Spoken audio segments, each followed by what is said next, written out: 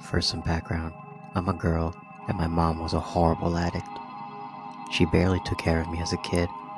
At the time of this incident, I was around 6 or 7, so my awareness and understanding of things happening may not totally make much sense. This happened in the early 90s. One night, my mother and I were on a car ride. I wasn't sure why we were driving, but it was late at night. I'm not sure what time it was, but I assume it was really late because there weren't many cars on the street and I was sleeping in the back seat. I don't even remember getting in the car. My mom drove up to some sketchy house and left me in the car for what felt like forever. Suddenly the car door swung open and someone violently grabbed me by my arm and yanked me out of the car. I started screaming and crying until the man that grabbed me looked in my eyes and said, "Be quiet and don't try to run or I'll kill you." He had a scruffy beard and looked like a madman. I was scared to death, so I listened. He held me tight by my arm, shut the car door, and walked with me down the street. I looked back at the house my mom was in, hoping that my mom would come out the last second to save me. I looked at that house as long as I could as the man dragged me further and further away. As we walked down the street, I wanted to cry, but I was in shock and fear. I didn't know what to do. If I sniffled or cried, the man would tighten his grip and yell at me. I can't even explain how scared and confused I was. We walked for a little while and ended up in the projects. The projects were a bunch of buildings crammed together in a shitty neighborhood. We walked into one of the buildings and walked up a flight of stairs. My legs and feet hurt like hell, but I was too scared to stop moving or complain. We walked up another flight of stairs when I saw some random guy smoking a cigarette in the stairway. Then, without warning, the guy that kidnapped me fell to the ground. It happened so fast. I didn't know how the kidnapper fell to the ground so fast, but the next thing I remember is that cigarette guy was punching and kicking the kidnapper in his head and face.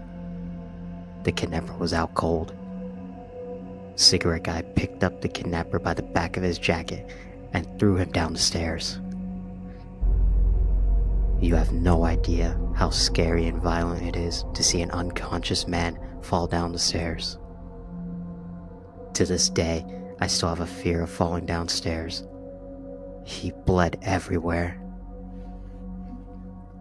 I still have no idea how cigarette guy knew to help me, but I'm glad he did.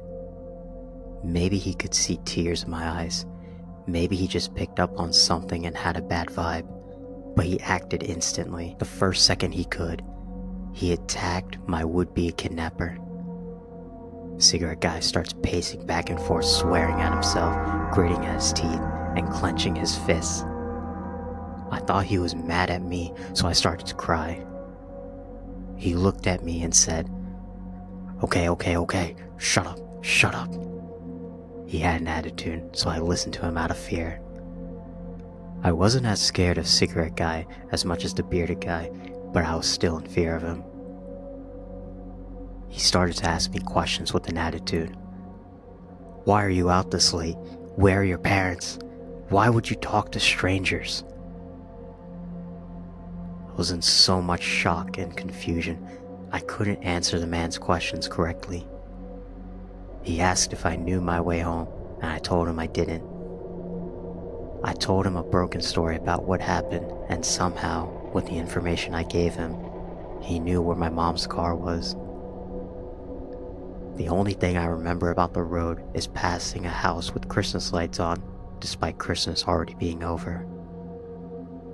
I think he knew the area well enough and figured out where I needed to go from that information, but I honestly don't even remember telling him about the Christmas lights. Anyways, he told me he would take me back if I promised over and over that I wouldn't tell the police that I saw him or anyone that looked like him, and made me promise that I wouldn't even tell the police anything. He had an attitude. I didn't care what he asked me. I just wanted to go back to my mom so I agreed. I followed him down the stairs. The bearded guy was still laying on the ground, bleeding at the bottom of the stairs. He wasn't moving at all. For all I knew, he was dead, and I hoped now that he was. Cigarette guy stepped over the bearded guy, and I followed. We walked outside, and cigarette guy looked around panicky. I remember him telling me, "The police don't like me." We walked out of the projects, and my feet still hurt. Cigarette guy was walking fast in a panic, and I had to basically jog to keep up with him. I started crying, and he asked what was wrong. I told him my feet hurt, and I remember him sucking his teeth and picking me up with an attitude. He awkwardly cradled me in both arms. He walked down the road for a moment. Then I remember him swearing and running behind a house or a building. A cop car was driving down the road. He put me down and told me to run to the police car. I tried to run, but my legs could barely move, and I was so scared. Cop car kept driving and rode away without seeing me before I could get even remotely close to it. He kept swearing to himself as he picked me up and ran down the street. He took me behind a lot of houses and hid from every cop that drove by. I assumed now that the police were looking for me. He carried me in both arms, running fast down the road when I saw my mom at her car in the distance. She was surrounded by police. Cigarette guy put me down and told me to run to the police. I got so excited, the pain in my legs disappeared. He put me down and ran away. I ran towards the police and my mom. My mom picked me up and hugged me tight. The police started to ask me and my mom questions. I don't remember too much about their questions, but I remember my mom telling the police some convoluted story that just didn't make any sense. She basically told me not to say anything, and I didn't say much, but cried a lot. We went home. Days later, my dad picked me up and knew something was wrong. I told him everything. After that, I never lived with my mom again. When I grew up and had time to think about that day, I never forgave my mother. Not too long ago, I asked my dad what he remembers about the situation, and he told me what he thinks happened from what I explained to him years ago. He said my mom was on a drug binge. I got kidnapped. Someone saved me, but the person that saved me had warrants and wasn't mad at me. He was just frustrated with the situation that he had to deal with. Imagine being a criminal on the run, and now you have a kidnapped girl with you, and you just beat a guy up half to death. If he would have gotten caught with me, he could be in jail for my kidnapping.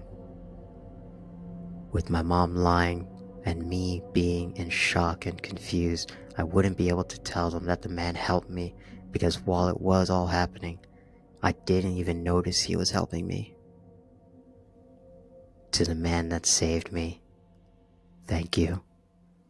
To the man that tried to kidnap me, let's not meet.